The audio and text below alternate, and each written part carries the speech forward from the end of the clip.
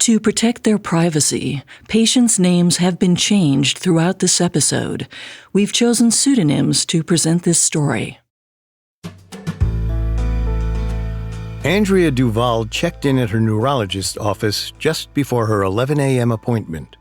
She nervously took a seat on a faux leather couch, hoping today she'd finally get some answers about her chronic headaches. She grabbed a magazine to calm her nerves as an old episode of The Price is Right played softly on the television. While she waited for her name to be called, the bells and whistles of the game show grew to a scream inside Andrea's skull.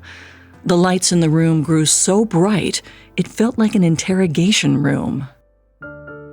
Andrea shifted her focus to a large fern in the corner of the office, hoping the sensitivity would pass.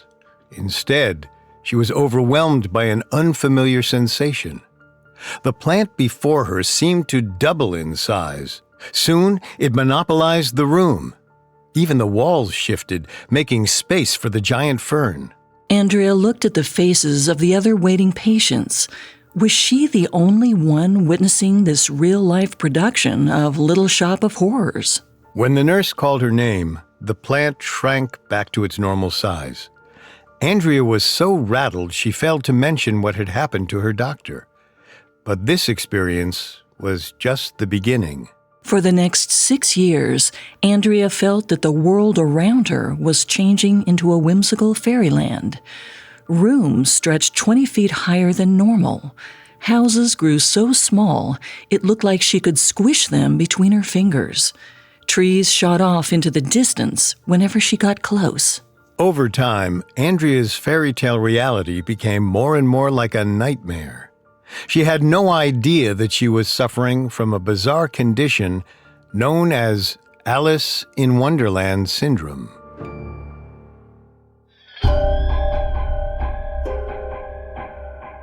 When our bodies fail, we trust doctors to diagnose the problem. But medicine isn't always an exact science. Sometimes it's a guessing game with life or death stakes. This is Medical Mysteries, a Spotify original from Parcast. I'm Molly. And I'm Richard. Every Tuesday, we'll look at the strangest real-life medical cases in history and the experts who raced against the clock to solve them. As we follow these high-intensity stories, we'll explore medical research that might solve the puzzle. You can find episodes of Medical Mysteries and all other Spotify originals from Parcast for free on Spotify or wherever you listen to podcasts. To stream Medical Mysteries for free on Spotify, just open the app and type Medical Mysteries in the search bar. This is our special one-part episode on Alice in Wonderland Syndrome, commonly shortened to AIWS and sometimes referred to as Todd Syndrome. Patients with AIWS experience startling illusions which alter the form, size, and movement of objects. While there have only been a few hundred documented cases, doctors estimate that it actually affects 10 to 20% of the population at one point or another. This week, we'll see why AIWS is so underreported and hard to diagnose. We'll explore Alice in Wonderland Syndrome through the book's author, Lewis Carroll, who also may have suffered from the condition. Finally, we'll search for an explanation for the disorder and see what progress has been made to address it. We have all that and more coming up. Stay with us. Imagine waking up one morning to find you've fallen down a rabbit hole. You now live in a twisted fairy tale where people tower 10 feet above you. The ticking of a clock sounds like fireworks exploding in your head. Birds in the distance appear to flutter in your face. Meanwhile, the rest of the world passes you by in slow motion. This concept may sound abstract, but to others, it's a sensation that's terrifyingly familiar. It certainly was for a woman we'll call Josephine. In 2014, Josephine was putting her 10-year-old daughter, whom we'll call Adelaide, to bed. Adelaide often complained about terrible headaches when she was tired. But on this particular night, Josephine's daughter gave her more details about her sensations. Adelaide told her mother that everything in the room was shrinking. Meanwhile, the young girl's body was growing out of control. In that moment, a floodgate of memories reopened for Josephine. She was transported back to a time when she was her daughter's age, in bed with a headache, experiencing that same change in her perception. Josephine recalled telling her mother that everything looked far away, as if she was seeing through the wrong end of a looking glass. Josephine's episodes had lasted anywhere from a few minutes to an hour each time. But no matter how hard she tried, she couldn't shake the visions. She'd never told anyone about her experiences, and eventually the condition went away on its own. But as her daughter spoke, she recalled her former hallucinations with terrifying clarity.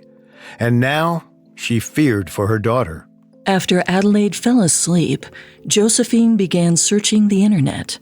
What was this strange condition she and her daughter shared? And was there anything she could do to prevent it? Within minutes of Googling their symptoms, the answer was clear. Josephine and Adelaide both suffered from Alice in Wonderland Syndrome.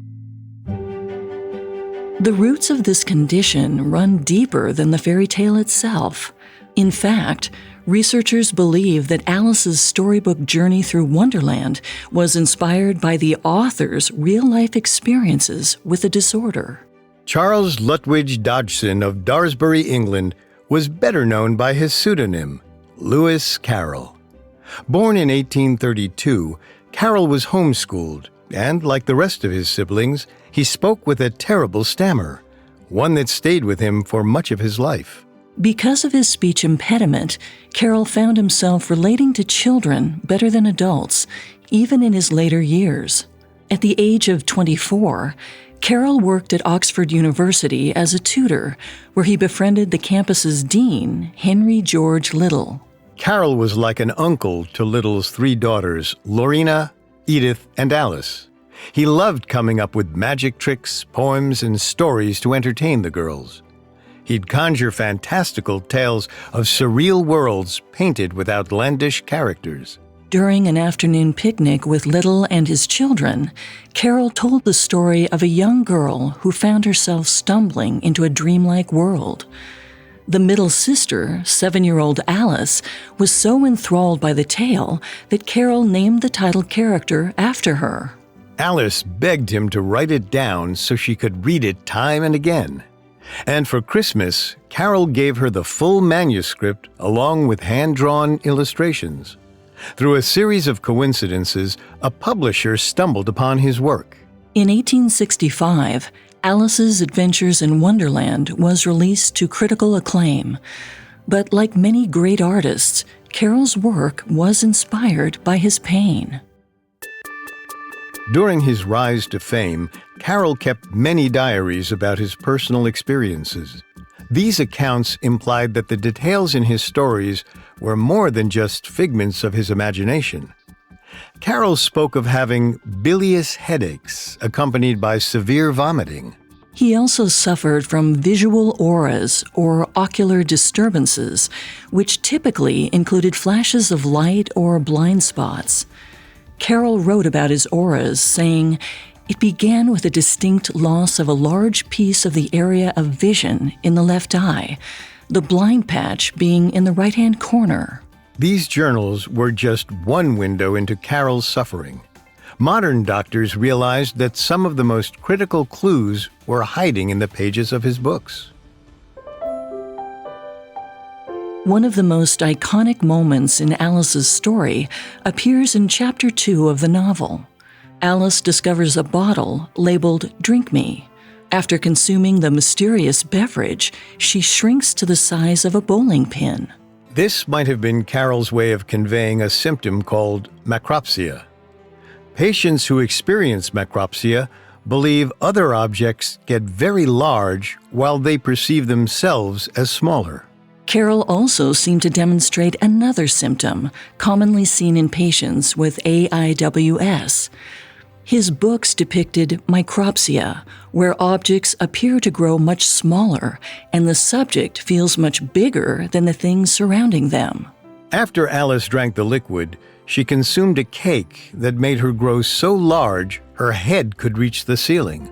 Alice also exemplified symptoms of teleopsia, where objects appear further away than they actually are, and the opposite, pelopsia, where objects at great distance appear to be much closer and clear as day.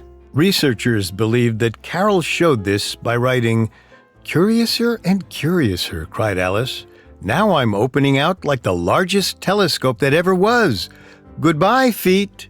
Carroll may have also used Alice to illustrate his experiences with depersonalization, another common symptom associated with the disorder. Those who experience depersonalization often feel as if they are observing themselves from outside of their body, as though their life is not their own. Identity, thoughts, and feelings can feel unreal or like they do not belong to the person experiencing them. In Chapter 2, Alice says, "I almost think I can remember feeling a little different. But if I'm not the same, the next question is, who in the world am I?" Based on these passages, researchers believe that Alice was a surrogate for Carroll's own symptoms, a fictional way for the author to interpret what he was experiencing in real life. And Carroll wasn't the only artist who may have suffered from these mysterious visions. In 1726, author Jonathan Swift demonstrated the symptoms of AIWS in his novel, Gulliver's Travels. In Swift's book, Gulliver encounters people on Lilliput's Island who are only 6 inches tall. He also mentions a land called Brobdingnag, with inhabitants over 70 feet tall, which doctors believe was his way of expressing macropsia. 19th century German painter Käthe Kollwitz also documented her experience with what appeared to be Alice in Wonderland Syndrome. Kollwitz's journal were full of entries about objects that grew larger or smaller before her eyes. Art historians believe her perceptual disorder caused Kollwitz's artistic style to pivot from naturalism, which realistically expresses details, to expressionism, where the artist's work is influenced by their emotions.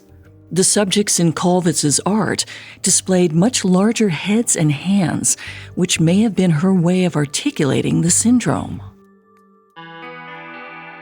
It's unclear whether Kollwitz or Swift ever visited a physician in regards to their possible syndrome, but the chances were slim. Conditions like these, that would have seemed linked to mental health, weren't taken seriously until the 20th century.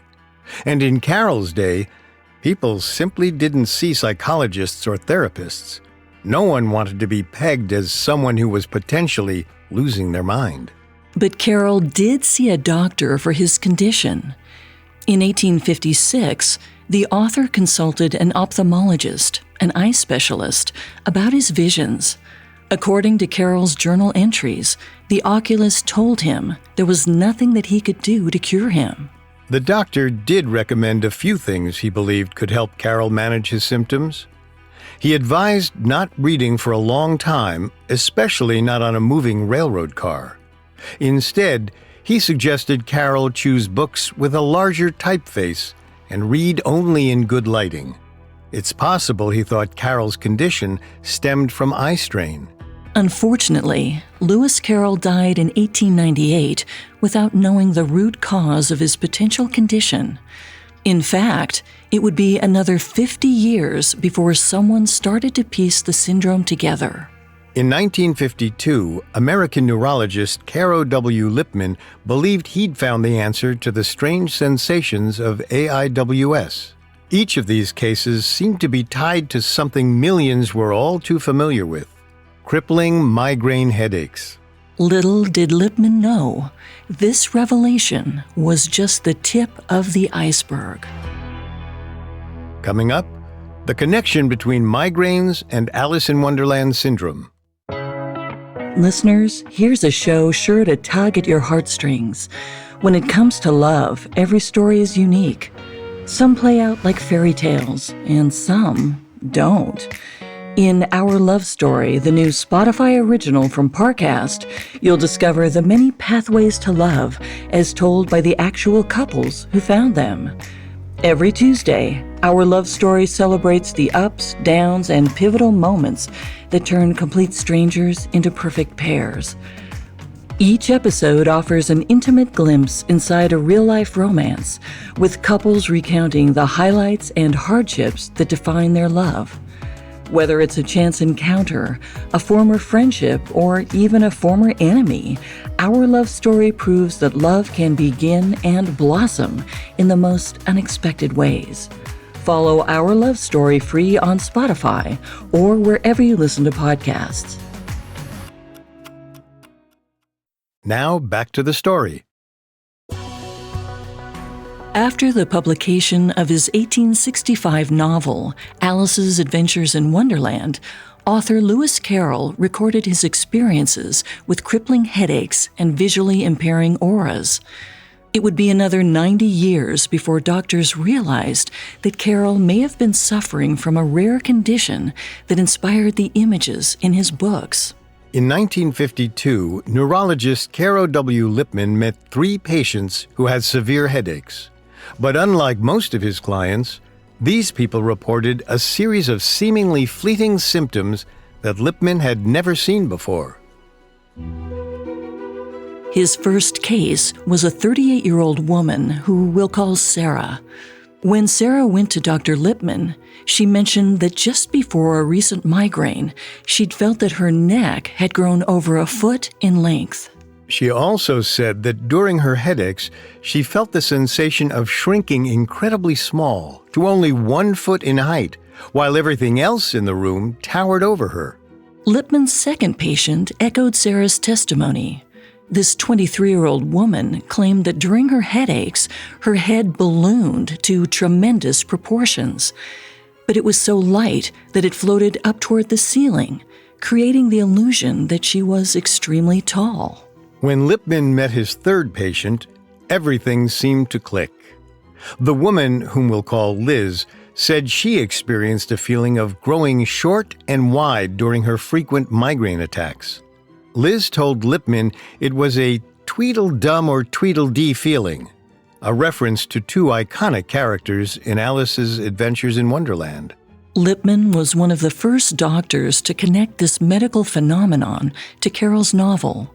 He explained, "I would hesitate to report these hallucinations, which I have recorded in my notes on migraine, had not, more than 80 years ago, a great and famous writer set them down in immortal fiction form." The doctor was adamant that Alice's experiences in this story were telltale signs that Carroll had also suffered from the same syndrome. And after observing close to a dozen patients with the condition, Lipman felt confident that Alice in Wonderland Syndrome was exclusive to migraine sufferers. Today, more than 39 million people suffer from migraine headaches in the United States alone. Many experience chronic migraines, which means they occur at least 15 times a month for more than 3 months. Despite how common the disease is, the mechanics are still a mystery to doctors and patients alike. But there are a few theories. Migraines seem to begin with external triggers. Sensations that wouldn't usually bother most people can feel like an attack on the senses, like a bright light coming through an open door or the smell of eggs cooking in the morning. Scientists believe other more common triggers include alcohol, a change in barometric pressure, or hot temperatures. Caffeine, dehydration, and excessive use of computer screens have also been known to spark a migraine. Others believe migraines are caused by hormonal changes, which is why they're more common in children going through puberty or women experiencing menopause. During a migraine attack, outside stimuli can suddenly feel like an assault on the brain. Doctors theorize that the body protects itself from this pain by releasing a chemical called serotonin. Serotonin stabilizes our mood, our sleeping patterns, and our digestion. An increase in this chemical can also lead to vomiting, a symptom often associated with migraine headaches. There are typically 4 different stages a migraine goes through. The prodrome, or the pre-headache, can begin a few hours or even a few days before any pain sets in. During this time, a patient might feel a change in mood, severe food cravings, and lethargy, possibly because the serotonin levels are already starting to increase. Then there's the aura phase. Auras include anything from flashing lights, floaters, and loss of peripheral vision or other blind spots. They typically last anywhere from 5 minutes to an hour, much like in Alice in Wonderland Syndrome. About 40% of people experience some type of aura with their migraines. Then there's the headache stage. Migraine headaches, which are accompanied by nausea, light sensitivity, and anxiety, can last from an hour to more than 3 days. The final stage is called the postdrome, or the migraine hangover. Here, the patient may experience stiffness in the neck, dizziness, and exhaustion once the headache has subsided. Lipman hypothesized that the cause of Alice in Wonderland syndrome lay somewhere in these migraine stages, especially because the condition seemed to go away on its own over time. Its symptoms would fade once the migraine was over. But the migraine theory didn't prevail for long. In 1955, a British psychiatrist named John Todd made some new discoveries about the condition. Not only did Dr. Todd give it an official title, Alice in Wonderland Syndrome, but he also wrote a detailed and thorough description of its symptoms.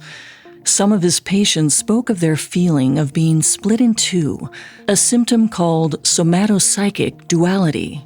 Others said they saw colors that changed before their eyes. For example, one girl claimed that her mother's face appeared green. This sensation is referred to as dyschromatopsia. Todd's patients also complained about a deceleration in time, as if everything around them was moving in slow motion. He also found that many patients experienced something called zoopsia, visual hallucinations of animals. People who experienced zoopsia often claimed that swarms of creatures like birds or bugs were flying around their heads. But unlike Lipman, only some of Todd's AIWS patients suffered from migraines. He found that the syndrome could also stem from other causes, like anxiety. One 17-year-old female patient had a history of anxiety without migraines, yet she frequently felt that her body was shrinking to half its size. She also complained of teleopsia, meaning objects appeared much further away than they actually were. Another client, a 39-year-old woman with anxiety and panic attacks, claimed her body grew so large she could fill an entire room.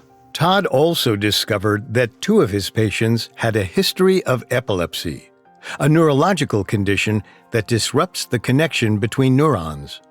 It can cause seizures, loss of consciousness, unusual sensations, confusion, and out-of-character behavior. A case study by Dr. Petra J. Gies-Weinenberg in the Netherlands mentioned a 9-year-old girl who suffered from AIWS in conjunction with her epilepsy. For 4 days, she experienced a series of attacks which consisted of headaches and anxiety, accompanied by micropsia and macropsia, where objects seemed to shrink or grow, respectively. Ultimately, Todd identified that the syndrome was, quote, intimately associated with migraine and epilepsy, although not confined to these disorders. Soon, 2 unique cases of AIWS appeared in the medical world, and they indicated that there was something else going on. In 1975, an 18-year-old college student who we'll call Monica developed an itchy rash on her body, which persisted for over 4 days. She also had a terrible case of pharyngitis, or swelling in the back of the throat. A few weeks later, Monica's symptoms worsened. She had no appetite, but the most unsettling part was her strange visual distortions. Objects seemed distant and out of focus. She felt as if her body would shrink and then grow to the size of a room. She also said the world appeared to her through a fisheye lens. Monica's physician referred her to a psychiatrist, probably because they thought her condition was stress or anxiety related. But the psychiatrist couldn't find any signs of psychosis in Monica. In March of that year, Monica was recommended for an EEG examination to monitor the electrical activity in her brain. She may have been suffering from an undiagnosed case of epilepsy. But Monica's EEG came back normal. However, doctors did find that her spleen was enlarged, as were her lymph nodes, the glands responsible for fighting off infection. So they tested Monica for something called Epstein-Barr virus. Today it's better known as mono. Mono is one of the most common viruses in the world. It's spread through saliva and can cause extreme fatigue, fever, sore throat, rashes, and a swollen liver or spleen. Monica's mono test results came back positive. At first, doctors wondered if the virus may have also caused her Alice in Wonderland Syndrome. They treated Monica with antibiotics, hoping all symptoms would subside, and most of them did. But her Alice in Wonderland Syndrome persisted. At least temporarily. For another 9 months, Monica suffered from changes of color in her visual field, body image hallucinations, and teleopsia. Doctors wondered if Monica was some sort of medical anomaly, until more patients with mono displayed the same symptoms. In July 1975, a 17-year-old girl experienced fatigue, blurred vision, and slight headaches.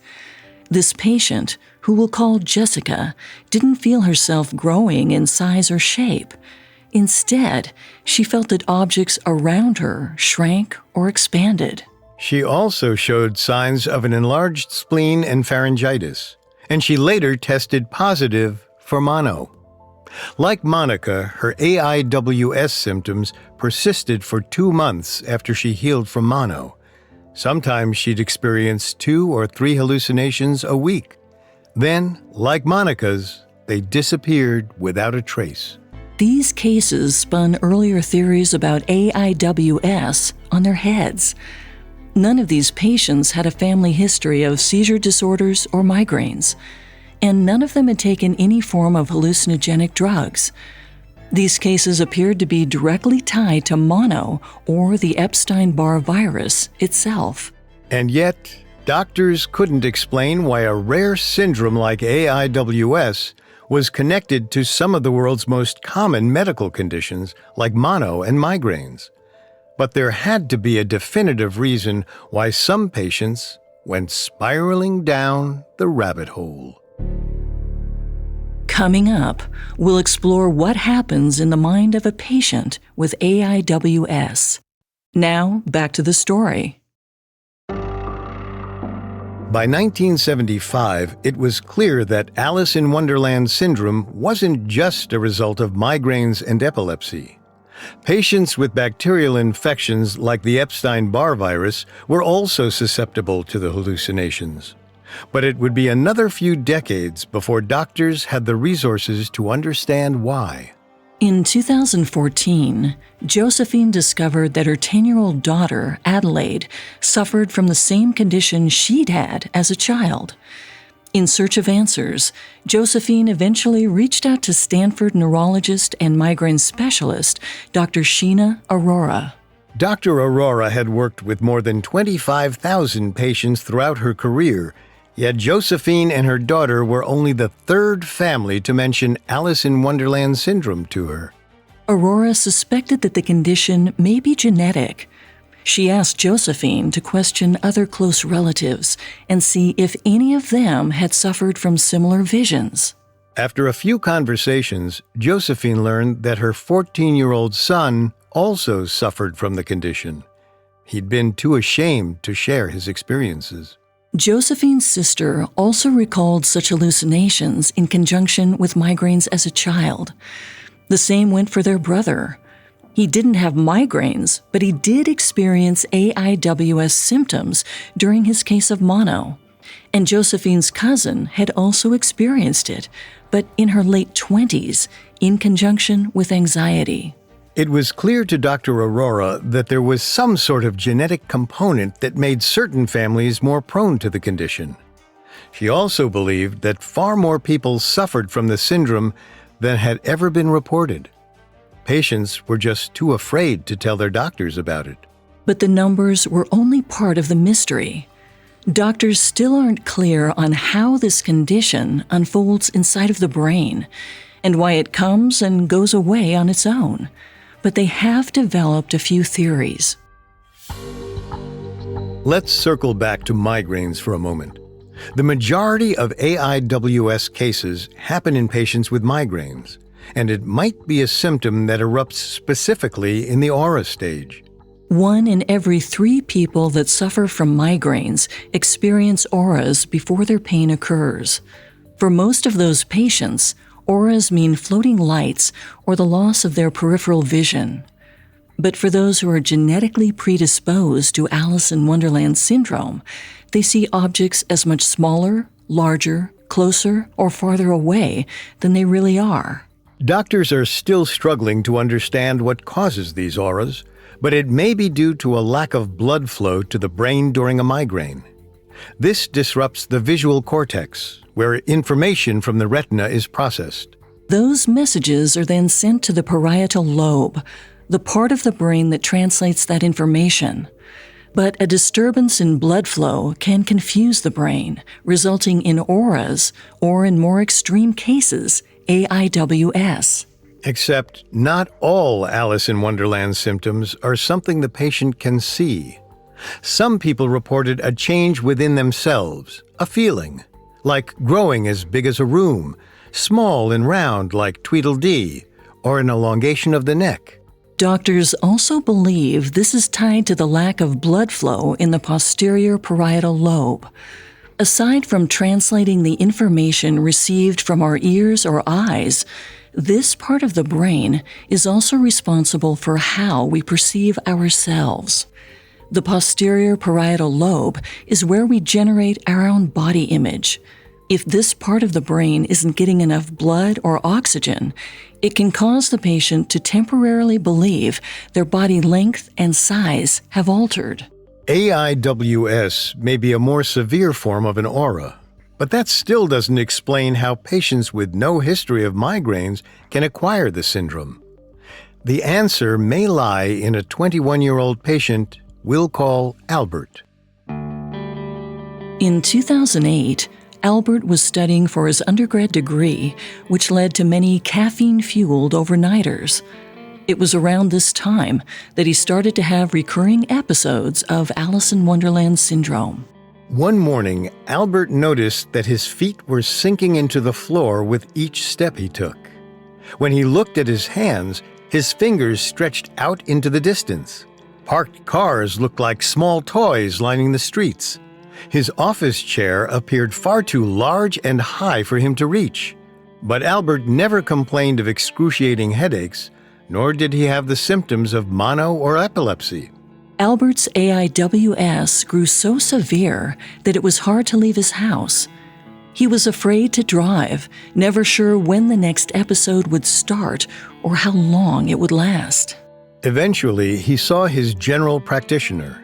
His doctor suggested that although Albert hadn't been suffering from any pain, he may have experienced a silent migraine. This gives patients the symptoms of an aura without any signs of a headache. These silent migraines could also explain the situation with Dr. Todd's patients. Remember, many of them experienced anxiety without the pain of a migraine. In fact, their anxiety may also have been a symptom of the silent migraines. As we learned earlier, changes in mood and behavior are commonly seen during the prodrome stage of a migraine, which can result in anxiety or depression. As for patients with epilepsy, mono, and other viral infections, these conditions appeared to be linked to similar changes in the brain. For example, Patients with epilepsy also reported auras preceding their seizures on some occasions. Epilepsy can seem very similar to migraines, as in each case, the brain lets off a chemical or electric charge, one that changes or restricts the circulation of blood flow in the brain. And with patients who had mono, their AIWS was triggered by a swelling of tissues in the brain, again limiting the blood flow. So in actuality, these various conditions weren't as different as they seemed.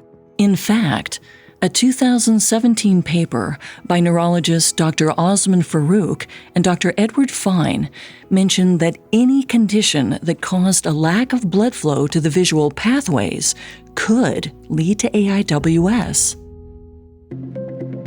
Meanwhile, modern technology has gotten better at analyzing Alice in Wonderland Syndrome. MRIs and CT scans help doctors get a closer look at how the blood circulates in the brain. And they're especially lucky if they can catch someone during an AIWS episode. In 1998, doctors used a new neuroimaging method called SPECT. This technique scanned the brain and provided a three-dimensional look at what was happening in each lobe. They used it on 4 children between the ages of 3 and 8, each living with AIWS.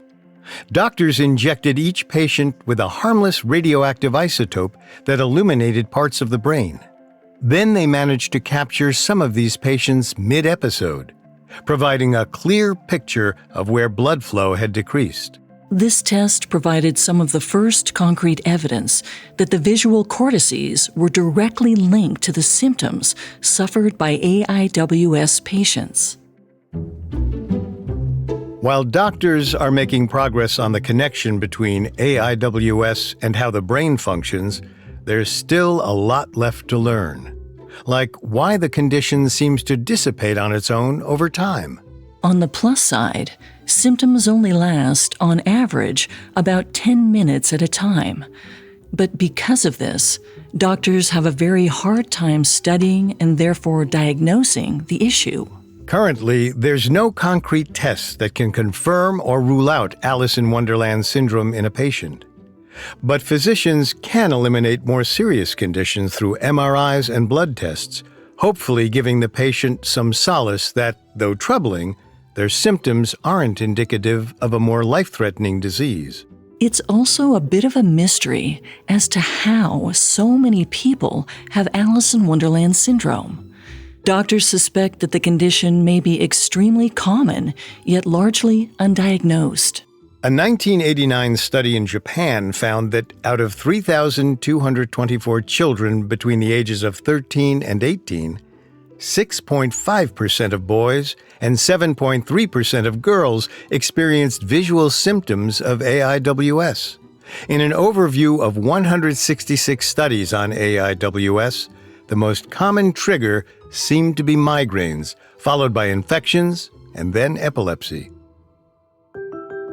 Dr. Grant Liu, a pediatric neuro-ophthalmologist in Philadelphia, has been studying children with the condition for years. He claims that parents have a hard time admitting that they also had these symptoms in their youth. Liu says, a lot of family members didn't own up to it on the first go-round. They were almost too embarrassed. People want to be told they're not crazy. The general fear of being labeled with a psychotic disorder has been limiting for researchers, especially those who have been trying to get AIWS recognized by the DSM. The DSM, or Diagnostic and Statistical Manual of Mental Disorders, is seen as the authoritative guide that gives credibility to each health condition. AIWS has yet to be included in those pages, which means, according to the medical community, the condition doesn't officially exist. This poses a problem for many patients. In an interview with Vice, a woman we'll call Annie expressed concerns about the informality of an AIWS diagnosis. Annie says she reached out to the Institute of Psychiatry at King's College London for help with her AIWS and received an unsettling answer. She was told, quote, Since this isn't a medically recognized condition, we don't have it listed in any of our databases. In other words, they had no way of locating an expert who could help Annie with her possible syndrome. And with AIWS so underexplored, there's no direct treatment to cure the syndrome itself. Instead, doctors recommend treating whatever disorder it might stem from, whether that's migraines, mono, epilepsy, or anxiety. They also suggest avoiding things that could trigger migraines, like bright lights, loud noises, and alcohol. Instead, a patient can take vitamins and regulate their sleep and dietary patterns. Luckily for most people, Alice in Wonderland Syndrome is a temporary condition. While there are rare cases that carry on episodically for years, most patients claim that their symptoms dissipate after a few weeks or months. Many say their Alice in Wonderland Syndrome ceased after childhood, allowing them to forget about the experience entirely. In the meantime, doctors continue to research why this condition is seen more frequently in children. It may be because of the hormonal changes in the body that stimulate migraines around puberty, or because mono is more common among school-aged children and adolescents. At least today we have a better understanding of the biological mechanism behind Alice in Wonderland Syndrome. But for all we know, there may be something more mysterious happening on a subconscious level. Perhaps deep down, we secretly want to fall down the rabbit hole. We desire the whimsy that only the deepest corners of our imaginations can provide. At least in Lewis Carroll's case, he seemed to turn his nightmare into a fairy tale. But for those living with AIWS, it's safe to assume they would rather not venture into Wonderland at all.